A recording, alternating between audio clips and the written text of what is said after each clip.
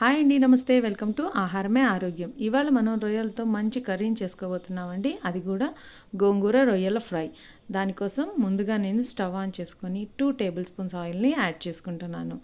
ఈ ఆయిల్ కాస్త వేడెక్కనివ్వాలి. ఇలా ఆయిల్ వేడెక్కిన తర్వాత ఇప్పుడు మనం ఓల్ గరం మసాలాని యాడ్ చేసుకోవాలి. అవి కాస్త వేగిన తర్వాత ముందుగా కట్ చేసి ఉంచుకున్న ఆనియన్స్ని కూడా యాడ్ చేసుకుందాం. అలానే 1 టేబుల్ స్పూన్ పసుపు, అలానే 1 టేబుల్ స్పూన్ సాల్ట్ని యాడ్ చేసుకోవాలి.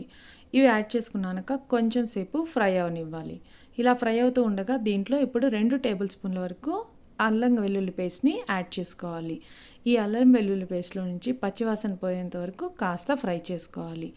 అలానే ఇప్పుడు మనం కట్ చేసి ఉంచుకున్న పుదీనా, టమాటో ముక్కల్ని కూడా యాడ్ చేసుకొని కాస్త మగ్గనివ్వాలి. ఈ టమాటా ముక్కలు కాస్త మెత్తగా అయిన తర్వాత దీనిలోనికి ముందుగా నేను కట్ చేసి ఉంచుకున్న పచ్చిమిర్చిని యాడ్ చేసుకుంటున్నాను. అలానే 1 టేబుల్ స్పూన్ వరకు కారం కూడా యాడ్ చేసుకుంటున్నాను. మీ స్పైస్కి తగ్గట్టు మీరు కూడా ఇంకొంచెం కావాలంటే యాడ్ చేసుకోవచ్చు.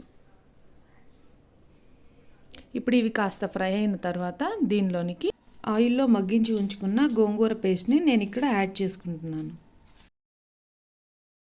గోంగూర పేస్ట్ కాస్త ఆయిల్లో వేగిన తర్వాత ముందుగా క్లీన్ చేసి ఉంచుకున్న రొయ్యల్ని మనం ఇక్కడ యాడ్ చేసుకోవాలి. ఈ రొయ్యలకి గోంగూర బాగా పట్టేంత వరకు 2 నిమిషాల పాటు ఫ్రై అవనివ్వాలి. అలానే దీనిలోనికి 1 టేబుల్ స్పూన్ వరకు ధనియాల పొడిని యాడ్ చేసుకోవాలి. తర్వాత కొద్దిగా వాటర్ని యాడ్ చేసుకొని సాల్ట్ని కూడా ఇక్కడే మనం అడ్జస్ట్ చేసుకోవాలి. ఇలా కొంచెం సేపు మూత పెట్టుకొని కాస్త గ్రేవీ థిక్ అయ్యేంత వరకు కుక్ చేసుకోవాలి.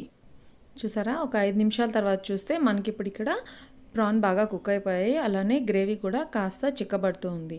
ఇప్పుడు మనం ముందుగా కట్ చేసి ఉంచుకున్న కొత్తిమీర, అలానే 1 టీ స్పూన్ వరకు గరం మసాలాను యాడ్ చేసుకోవాలి.